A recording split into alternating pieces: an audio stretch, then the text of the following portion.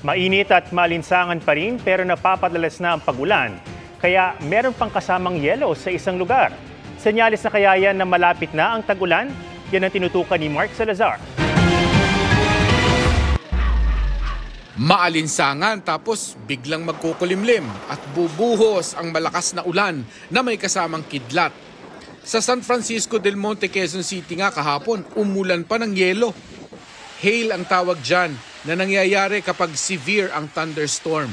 Every time merong severe thunderstorm na nangyayari, meron siyang kakibat na mga ibang hazards kagaya ng hail, tsaka itong tornado paminsan-minsan. So yun po yung mga ilan sa mga hazards na dala nitong ating severe thunderstorms. Halos araw-araw na ang ganitong thunderstorm sa Metro Manila. Pero kanina, nakaranas din ang Baguio City ng severe thunderstorm. Bandang alas 10 ng umaga, biglang nagdilim. Sabay buhos ang malakas na ulan. Ito na ba ang tag-ulan? Ang sabi ng Pag-asa, hindi pa. Pero nasa tinatawag na transition period na tayo ng panahon ng tag-init patungo sa panahon ng tag-ulan. Para sabihing habagat season na, kailangan 7 man lang out of 13 monitoring stations ng Pag-asa ang nakararanas na ng tuloy-tuloy na pag-ulan sa loob ng 3 araw.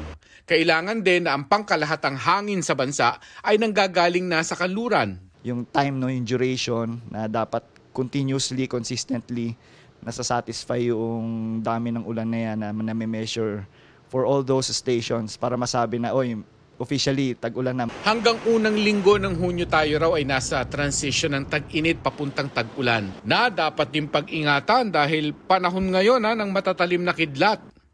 Sa Lubuangan, Kalinga, 2 sundalong namatay, 4 naman ang sugatan matapos tamaan ng kidlat.